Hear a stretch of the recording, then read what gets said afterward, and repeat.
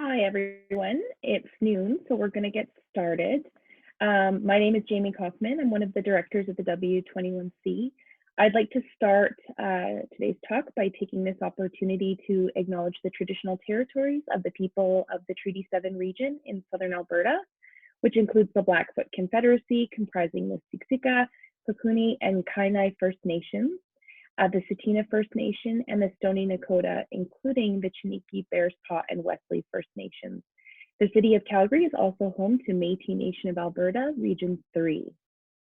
I'm very excited to be introducing our presenters today, who will be speaking on the SPARK program and translating digital health research at the University of Calgary. Dr. Scott Kraft is the academic lead for digital health at the W21C Research and Innovation Center. He also founded and directs SPARK Calgary, which aims to bring University of Calgary digital health innovations into clinical practice. Nicola Quiggin is the coordinator of SPARK Calgary and brings her background in educational program management to coordinating this translational research program. She is also operations coordinator for the W21C Research and Innovation Center, where the SPARK Calgary program is based under W21C's digital health strategy. I'm just going to remind everyone that there is a Q&A function, so if you have questions throughout the presentation, please put those in there, and our presenters will have a chance to answer them either during today's session or as a follow-up if we happen to run out of time. So with that, I'm going to pass it over to Dr. Kraft. Thanks, Jamie. Good morning to all the people I can't see. It is morning, and then happy Friday. I guess it is Friday. Lose sense of time. When my parents retired, they were given a clock that didn't show time. It showed days of the week. I think that might be something I need to consider to make sure things stay on track.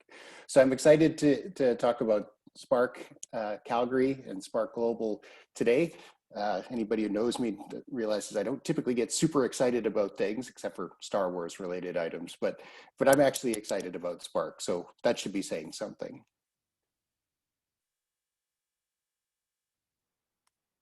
So first, the usual conflicts of interest, none, outside of the fact I'm like grossly promoting SPARK, and that's my interest for that, but I don't feel that puts me in a conflict whatsoever.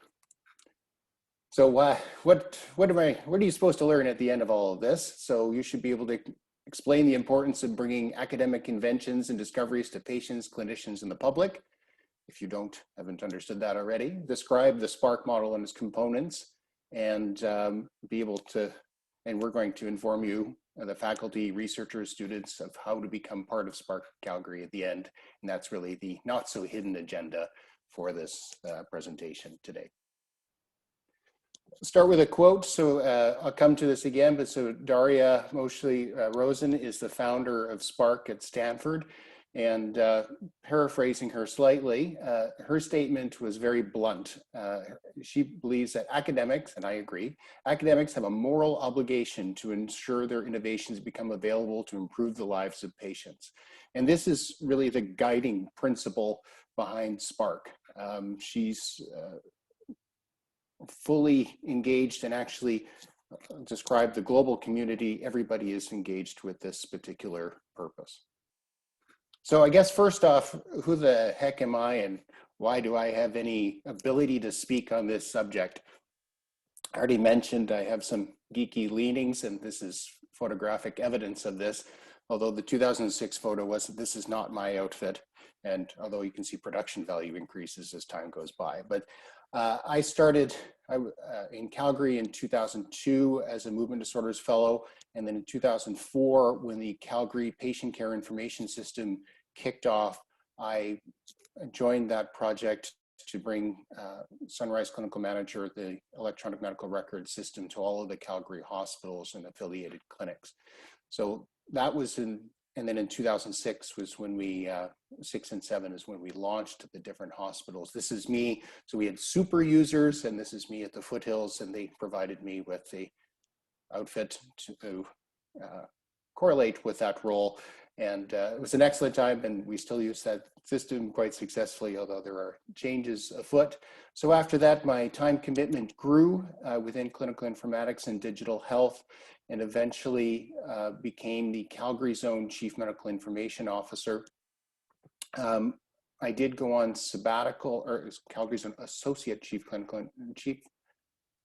medical information officer. And then in September 2017, I went on sabbatical for a year and worked with a startup company in the United States with an office I mainly spent my time in DC in an office 3 blocks from the White House, which is surreal as you could imagine. But the engineering team was in San Francisco. And as part of that, I spent some time there and was connected with by the Canadian consulate to a group called Canadian Entrepreneurs in Life Sciences, which is basically a support group for Canadian biotech companies and individuals in the Bay Area, and happened to hear a presentation by Daria about SPARK and actually what it means to be a founder of a company. And was lucky enough also to have Jill DeGrood there.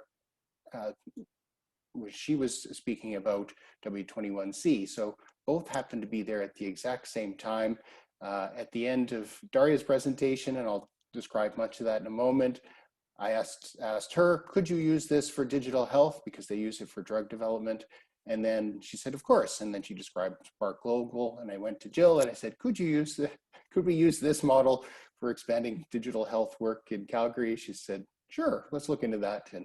And that's how this began. So I've had longer than remembered. I'm not sure. I'm feeling older these days because now I'm wearing glasses which I hadn't before, in digital health, and that's where we come to SPARK. And what about why W21C? So first off, I knew the people from W21C, and some are friends of mine, and so that was important, but also the fact that W21C was, at the exact same time I was finishing my sabbatical, going to have a greater focus on digital health within the projects they did. And just in general, but also it was, with the recognition that some of the other work they were doing, such as aging in place, much of that is digital health as well. And then the companies that were coming to help get assistance from W21C, much of that was digital health. So it was a nice coincidence in terms of time that I was interested in digital health. We found SPARK, and W21C was clearly interested in focusing on more digital health projects. So what is SPARK?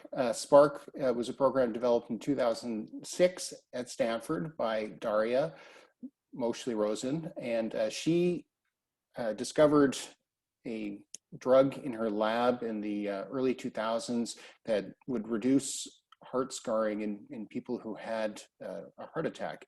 She presented this at conferences, she had a patent, she approached drug companies, and nobody seemed to be interested in pushing it forward. And to her, this was, uncalled for. She felt that she had something that would clearly help patients and wanted to do everything that she could to make that happen. So this belief of hers goes back a long time. Not finding any interest in the biotech community, she decided to start her own company.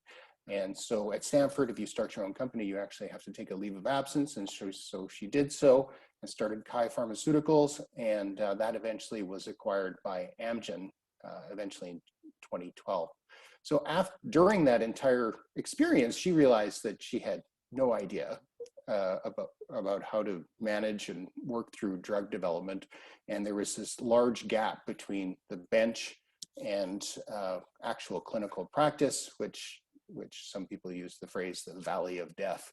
So it is a big gap, and she returned back to Stanford and felt that there has to be a way to help others like her get across that valley successfully, because there was a lot of important work being done, obviously, in academic centers, not just at Stanford. And so SPARK was born out of that to help as many people as possible. The model itself has 4 key components, and I'll go into a little bit more detail after this. So there's group mentorship with industry advisors. So the industry advisors is really the secret sauce to the SPARK model. The advisors are all volunteers, and obviously there's a good cohort of people in biotech in and around the Bay Area. And they started with 5 advisors and now have over 100. And so the program has grown quite dramatically. And that's a core component. There's also seminars and workshops about topics, including everything one needs to know about different aspects of drug development, but also business, licensing, patents, and all of those other things that people wouldn't, in the academic space, wouldn't necessarily be aware of. They do have helped the projects a bit with project management. So each of the projects is assigned an individual who meets with them generally on a monthly basis and helps keep them on track. And they do provide a small amount of funding. The funding is actually still $50,000, which is what it was in 2006. As most people on the call would realize who've worked in a lab of any variety, that $50,000 for developing a drug is not a heck of a lot. But the way they parcel it out, it's quite interesting. It's, you don't just give people 50,000, they have to just say what they're going to use it for. They have to meet milestones. So it really puts them in more of a business type thinking in terms of getting and spending money, and just in terms of general project management itself, less of an academic project, but more focused on a business type scenario. So the mentorship is different perhaps from some other programs. They meet every Wednesday evening. So some of the nights are the different projects will present to the mentors themselves, and then others are education. But when it's a project update presentation, it's basically an open forum. The projects present a short update and then it's opened up. The room is not designed for consensus. So basically the projects get multiple differing opinions, and they get to go home and decide which of those opinions they wish to follow, if any. The other critical factor is that this is held on campus. This is not an incubator. They're not providing space. And the benefit of that, obviously costs are lower if it's just the university space, but also from the education sessions, many more can learn than just the people involved in those projects. In the room itself, there is to be no hierarchy. It's an open exchange. People are scattered around the room. The room is set up to achieve this, but people aren't, if you're a junior, if you're a student all the way up to senior faculty, everybody's voice is heard, and other projects can actually assist and make comments with those projects as well. So it's really a very helpful and open environment. And it's also an environment where one feels safe to share their past failures and what went wrong, which is obviously super important in moving forward. It's also, quite a key component of the sort of tech industry, really, ethos of this fail fast. So it's worked out quite nicely for them as well. But the advisors themselves really move these projects along in a way that they would never be able to afford if they had to try to pay for these individuals. And also, if you pay for one and they give you bad advice, that may tank the whole thing. The education component's important, not just in terms of moving those projects forward, because they're learning different tasks and skills that they need to move that forward, but in general, the trainees in the room, this trains them for future careers outside of an academic institution. So they're better prepared when they go work for industry. And then the education itself, by virtue of doing all of this, for the faculty, this concept of translational research becomes second nature. It becomes part of the culture, part of the norm, not just something that they've heard somebody else do and frown at them for going to the dark side. I guess I should mention one of the reasons to show them my stormtrooper armor, and that is me and my fancy stormtrooper armor, was much of my work in IT has been described by my department as me having gone to the dark side. the dark side is more powerful, but it's worked out fairly well. And I think that we need to really embrace this concept of people doing things that aren't necessarily traditional academic roles or traditional clinical roles, because this is an important aspect of what researchers should be doing. So now, why get so excited about this? First off, I mentioned these people are super nice and super smart and clearly accomplishing things. But in terms of clearly accomplishing things, there's data to support it. So Stanford itself has had 117 projects go through SPARK, and 62% of them have either became a startup, were licensed, their product was licensed to existing companies, or go into a clinical trial. Clinical trial itself is actually an important one because they do a lot of work of repurposing other drugs as well. The goal here isn't to make money. The goal here is to help patients. And when you do that, when you do work for repurposing drugs, there is no money to be made. So these trials can change practice, and actually quite quicker than anything that much of a new compound would be.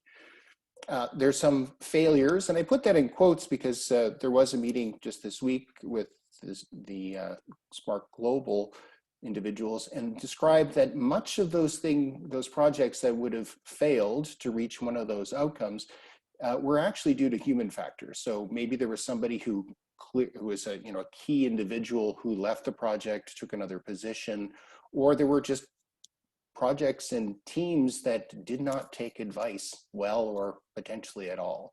And so, they really didn't avail themselves of the strength of the advisors and the education that was being provided. So there is something to be said, it comes up and it's almost become sort of glib. It's like coachability aspect for people who are in this kind of work. And I think it's quite important to recognize that not everybody is going to succeed at this, but they've learned something in the process. And those who didn't learn, well, at least we tried to teach them. So as I mentioned, there's SPARK Global. This is a worldwide group now that has spread. So it's over 60 academic institutions across 6 continents.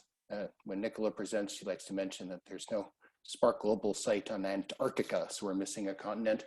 But in theory, I bet you there's somebody who has an affiliation to one of those institutions parked out there. And proud to say that SPARK Calgary is the first active SPARK Global site in Canada, and actually the only active SPARK Global site. And so this is, I think we're leading here. I think this is, obviously, I believe this is important work, and look forward to its continued growth and potential Canadian-wide domination. But that comes with time. I just wanted to show a video. So I was able to attend the SPARK Global meeting in Australia last year. I think you all remember a time when you could travel. And they had a reception at essentially the Australian Parliament, and there were people from government and also the embassies and consulates there, and they showed this video as basically showing how the SPARK Global can have impact.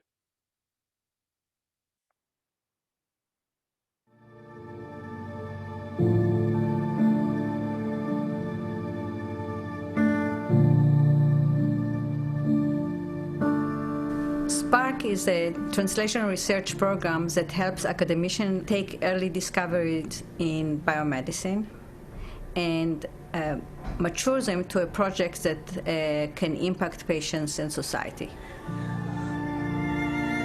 In 2011, a professor at Stanford have invited Colin Massey-Membral to come and give a talk at Stanford. In that talk, he highlighted the fact that drugs that is used to treat patients with HIV/AIDS, or component of a drug called efavirenz, is metabolized in sub-Saharan Africa very differently from Caucasian. Over 30 to 40% of the people in Zimbabwe have very bad reactions to this drug, whereas in Europe, only 5%.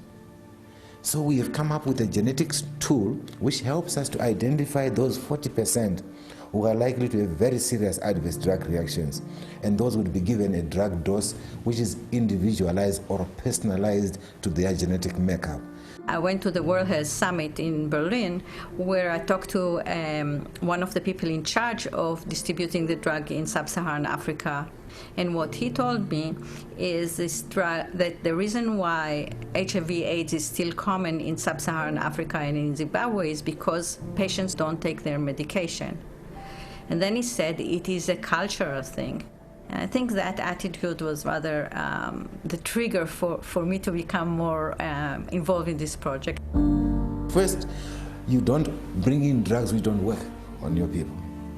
And when they come, you give them at the right dose, which do not create a new disease, sort of adverse drug reactions, which you now also have to treat. And for us to understand how to translate that knowledge and finding into a clinical solution, that was one of the reasons why we sent some of our students for training on how do you translate a lab result into a clinical solution. I talked more with Colin, and clearly there was a need to identify a test that it will distinguish the metabolism rate from one patient to the other.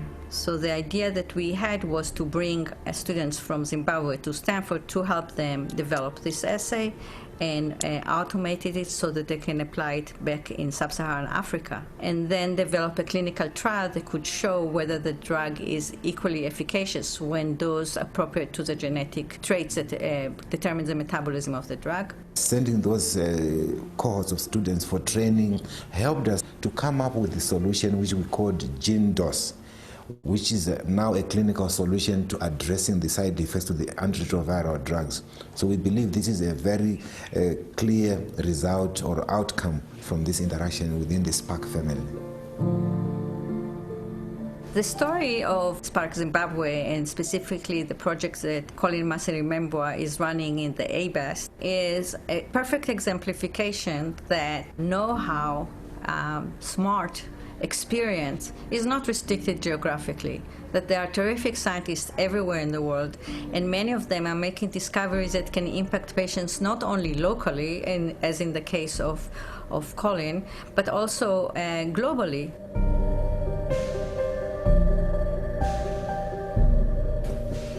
Instead of me just depending on 2 experts in genetics in Zimbabwe, I can now access hundreds.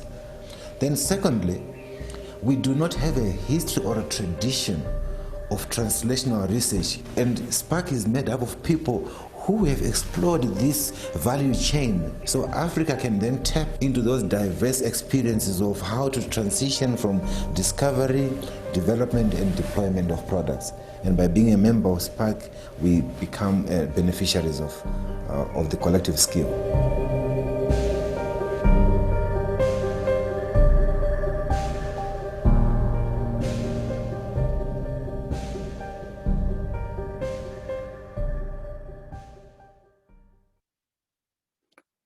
So that, again, it was just meeting people like Colin was quite valuable. And, in general, the SPARK global community is something that is growing, and Nicola and I are actually pushing it to move even further with how we can interact in a more meaningful way. Having said that, I have to admit that the COVID situation may have enabled that to a certain extent, because people are more likely to get on remote calls and such. So we are looking ways for more direct participation and involvement with advisors from other sites, interactions with other teams. And while Stanford's focus is on drug development, there are others that are doing diagnostics as well as digital health. And so this is really opening up to a broader community. And so you can see, so I saw Jamie already today, and so Jill and Jamie are the directors at W21C, and so we were able to go down to Stanford and see one of the project presentations, and further inspired to get that set up. I would suggest, though, if you ever do this sort of thing in the future, not to wear a suit jacket in Stanford, it's A, nobody else wears them, and B, it gets super hot. So it's uncomfortable. But that was so the beginnings of SPARK, and learning more about SPARK, and every interaction we have has been super positive. And so we've been able to start SPARK in Calgary, and I let Nicola describe exactly what we've done so far, and then how people can participate going forward. Thanks, Scott. So yeah, by way of introduction, my name is Nicola Quiggin, and I'm Operations Coordinator for W21C. And since September 2019, I've been working quite closely with Dr. Kraft to basically create and build SPARK Calgary from scratch. It really has been from the ground up. It's been a bit of a roller coaster, but like a really exciting initiative to be a part of, and I'm really grateful to have this opportunity. Next slide, please. Thank you. Yeah, that one. So just to give you a little overview of where we're at and what we've done so far. So we launched in April this year in a virtual format. This was obviously not what we wanted. We wanted to launch an in-person program, but someone said something about a global pandemic, and so we've been stuck on Zoom basically, since the start of the program. We do intend on moving to an in-person program when that's possible, but I will say that we actually have seen some significant benefits of having a virtual program. The first one being that we're able to connect with other SPARK global sites pretty easily, but also it means that for our project update presentations, we've been able to invite advisors from further afield than just the local Calgary community. So we've had advisors join us from BC and also Ontario. We recruited 5 digital health projects from across the UFC campus, which I'll tell you a little bit more about in a second. So far for the program, we've engaged 22 industry advisors, and we've held 10 project presentations across 4 evenings. We've offered 9 educational seminars. These have been on topics related to product and business development. They've been delivered by W21C researchers, also some of our industry advisors, and we've also joined some of Platform Calgary's programming, which is a partnership with that we're really interested to explore more. We've been holding monthly project management meetings with our teams, which is that piece about keeping them accountable, ensuring that they're setting goals and meeting them, and bringing up issues when they're having them. I think it's important to bear in mind that SPARK projects are always essentially off the side of the desk. These people have their day jobs, their students, their faculty, they have everything they need to do, and then their SPARK project is always in addition to that. So I think that accountability is really important. And finally, even though we're not able to offer funding like the Stanford program does, we can offer access to some in-kind research support services through W21C in place of this funding. Next slide, please.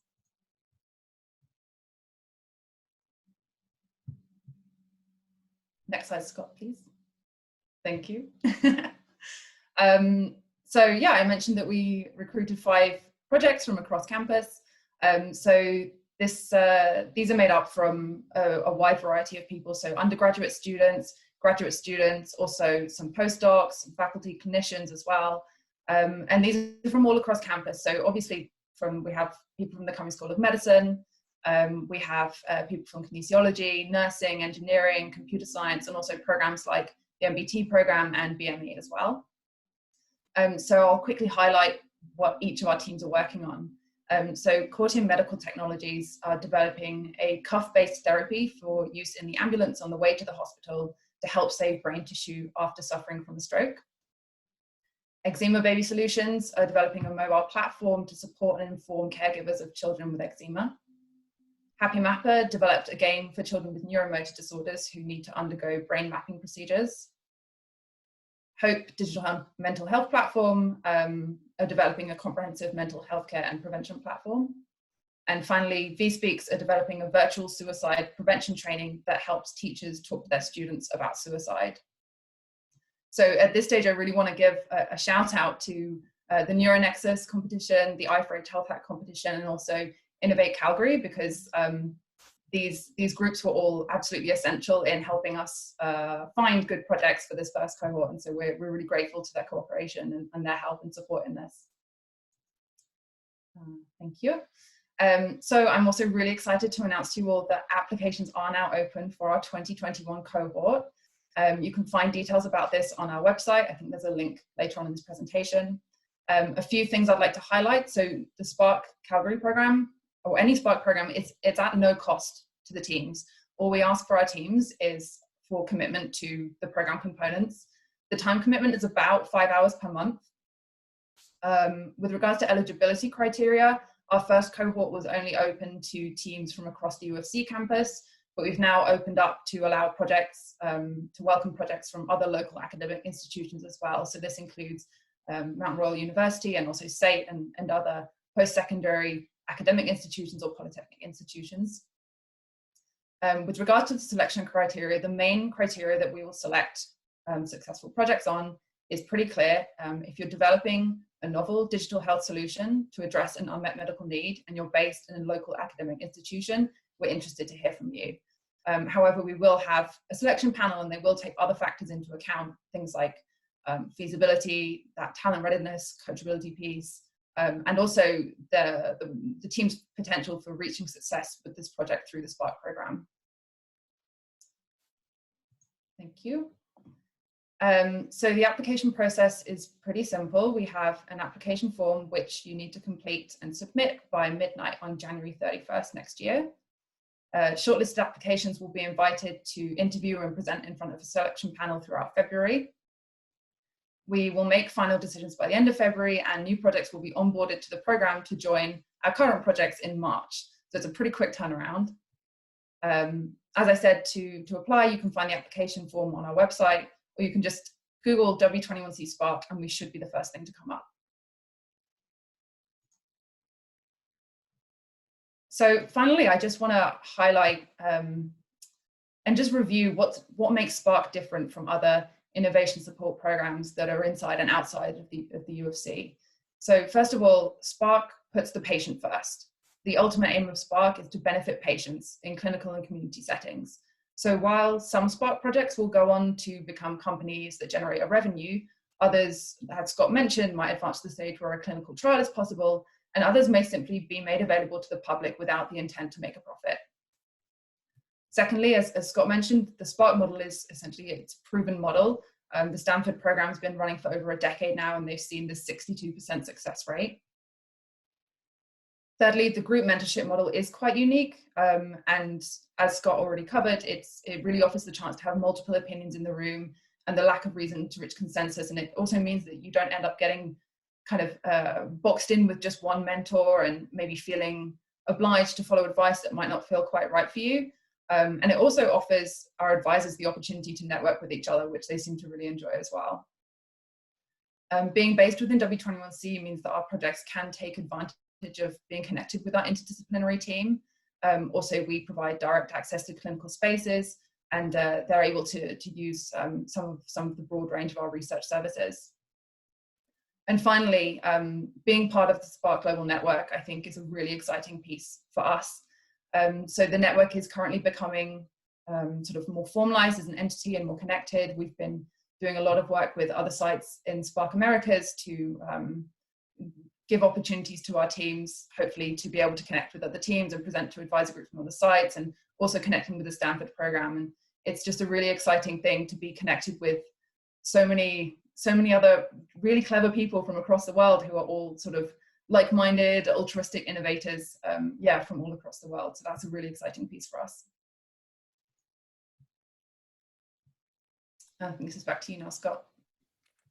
So we just need to want to acknowledge some individuals. So as already mentioned, the Innovation for Health and NeuroNexus, which has provided the spark for some of the projects that gets moving in the first place, and then a lot of really smart people doing interesting work. And if you didn't attend NeuroNexus here this week, you should, I think the pitches are available to watch, and it's interesting to see what came this year. And I was a judge this year, judging at 2 levels, because obviously trying to find the next cohort for SPARK as well. Our funding, so W20UNC does have funding to focus more on digital health from Western Economic Diversification Canada and the provincial government as well. So that pays Nicola, and I'm appreciative of that. not quite as much as she is, obviously. And then W21C, it's not as much of a platform as it is home for SPARK, but so yeah, not much of a partner, but it is home. And then there's Platform Calgary, which was mentioned, and Innovate Calgary also mentioned as well. And then without the advisors, this doesn't work. And that will grow over time. I think we had a good start, as I said, with 22, basically called on everybody that W21C knew in the digital health space, and all the people I knew from my past working with digital health.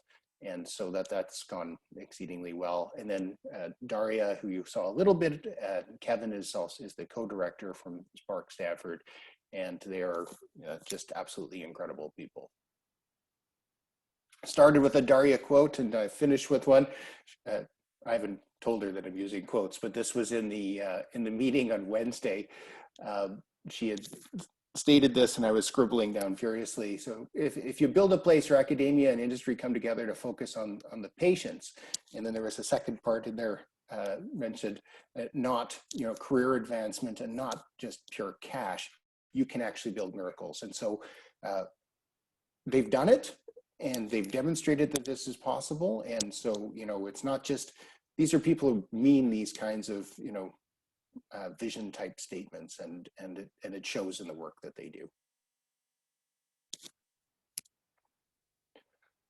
So what's up next? Obviously, I want everybody to spread the word. SPARK is here. SPARK is helpful, and we are pleased that Daria has agreed to give a session in January to, well, SPARK Americas, but obviously we're part of that. And just hearing her speak is actually always inspiring. And if anybody has any digital health type projects, regardless of stage, we want to hear from you. And you might ask, what's our current definition of digital health? I'm keeping this pretty wide open for now until we become overrun. I would say if it requires electricity, that counts as digital health these days. So it's basically not drugs, almost everything else. But I'm hopeful that we can, through this presentation and others, that we can develop a great cohort for the second round, and then obviously going forward.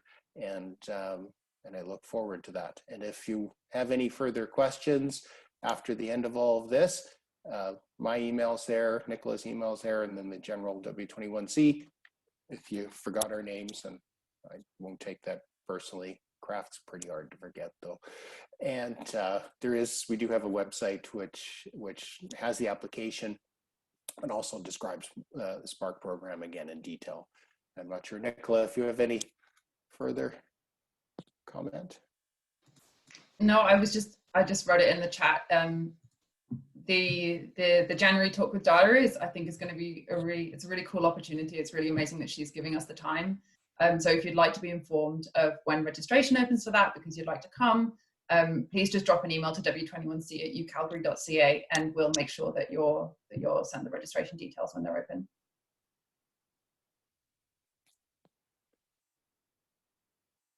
Now Jamie's going to manage the questions for us. I sure am. Thank you so much, Scott and Nicola, for your presentation on that. We have a question here about whether or not SPARK makes recommendations on how and where data is stored, given how complex that can be for privacy. So we ourselves don't make specific recommendations about that. We do have advisors who are well versed. In fact, probably the local professional gold standard when it comes to things about privacy and security. So the advisors can definitely provide some information. As time goes by, if that sort of thing becomes a specific question and an issue, then we would do our best to connect people with the appropriate resources and individuals who can help them understand the answers to that question. And I'm expecting at some point, there will be as part of the education, there'll be a session on that explicitly as well.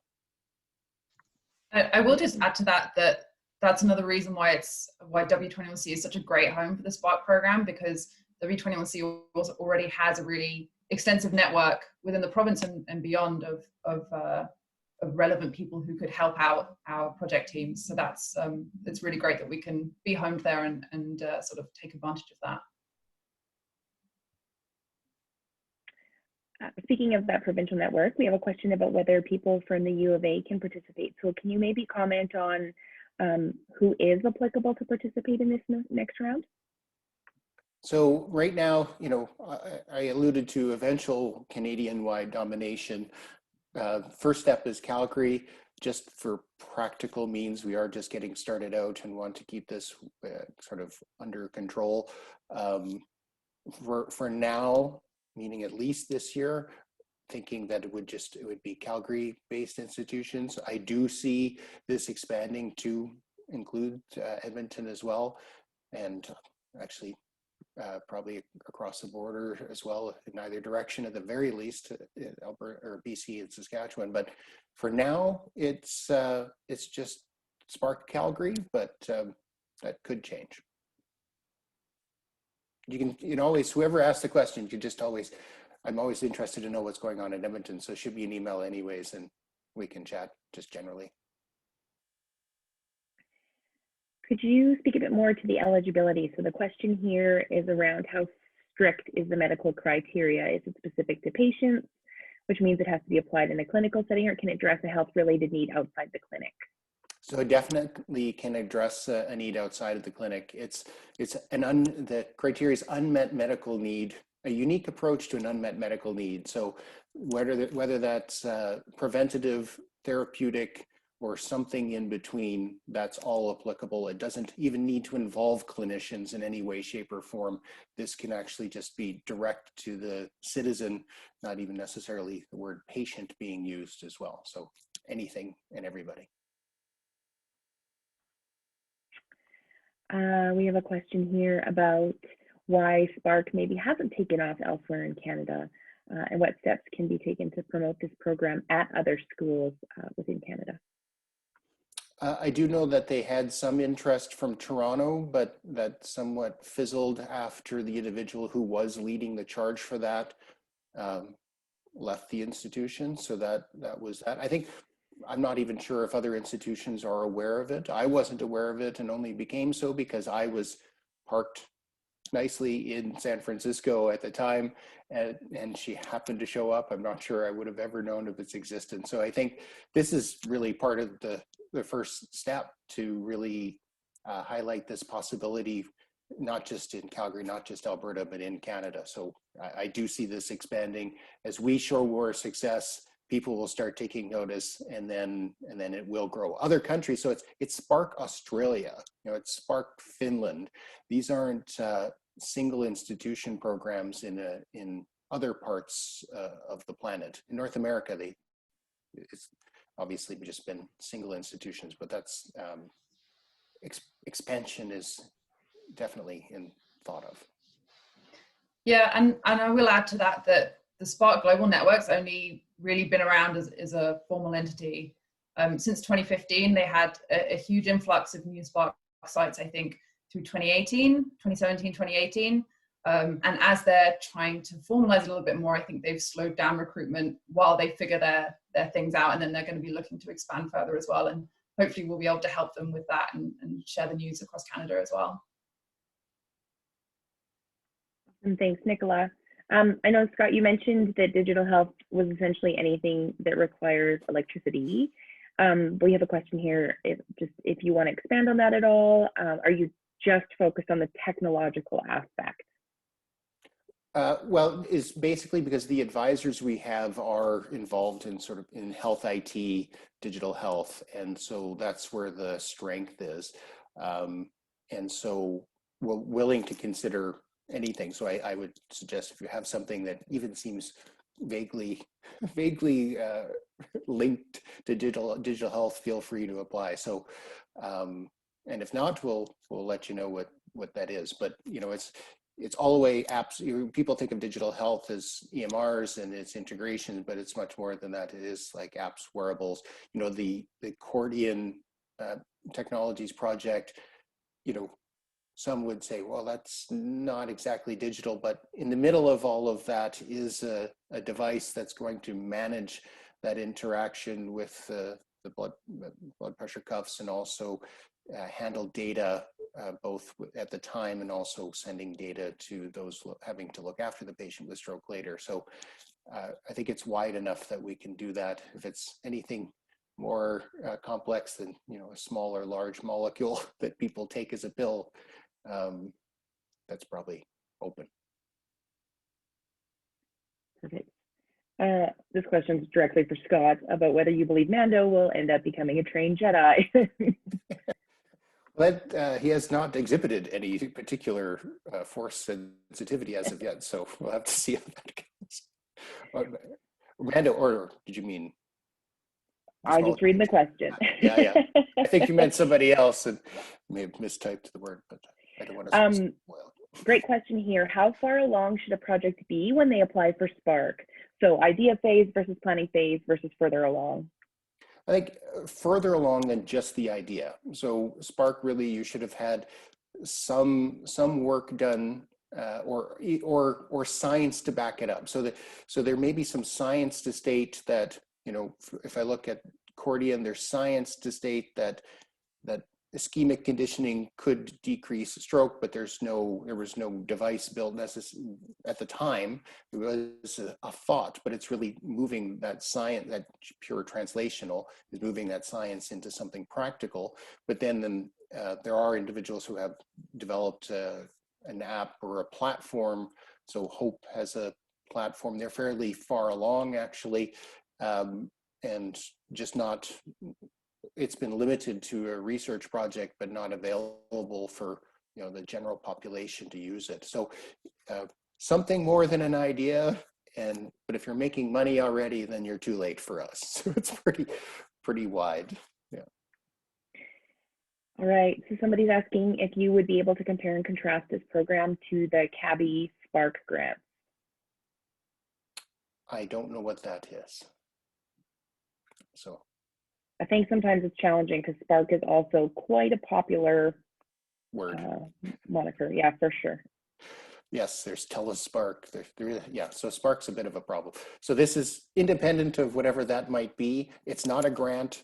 It's a program to move projects further forward with the intent of making sure that academic innovations actually get to the public. So yeah, so again, we're not offering any money. SPARK Stanford currently, SPARK Stanford does. We do offer services within W21C, the education and the mentorship. And meeting with Nicola and I every month to keep you on track. Will there be any sort of analysis or stratification done by different conditions to learn about differences between conditions too? Between, I'm not sure, unfortunately, I'm not sure if I understand conditions. That's okay. I think if you want to follow up with Scott directly, you can maybe dive into that in a little bit more detail.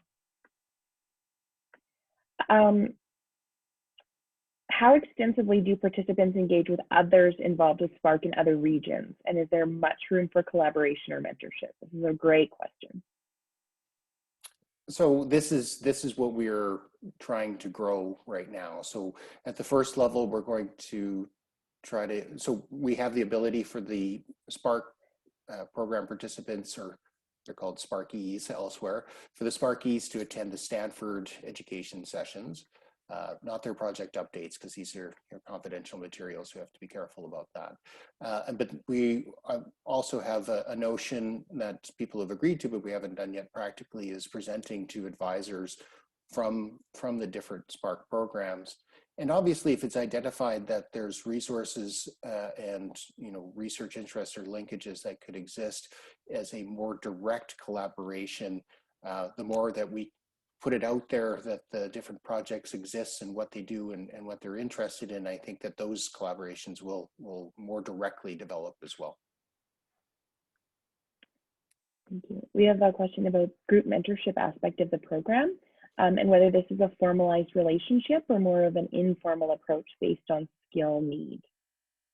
It's informal in the sense that whoever the advisors that come on any given evening are those that are available to do so, as opposed to more directed. Again, they are volunteers, and at the end, at any point, if one of the mentors or advisors believes that they have something specific to offer with a direct one-on-one interaction, then we can facilitate that for sure. And that has already happened on a number of occasions.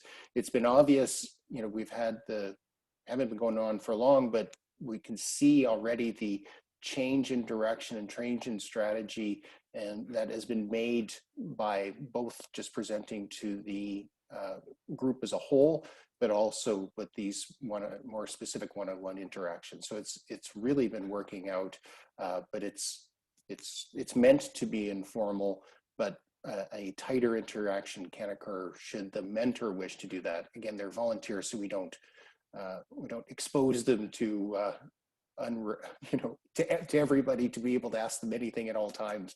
But having said that, most of them are all just happy so far and have been very helpful with one-on-one type stuff as well. Perfect. Well, thank you so much, Scott and Nicola, for talking about SPARK today. I would just encourage anyone who has any follow-up questions or queries about the program to reach out to either Scott, Nicola, or to the W21C program. And thank you, everyone, for attending today. Thank you all. Bye, everyone. All the people I can't see.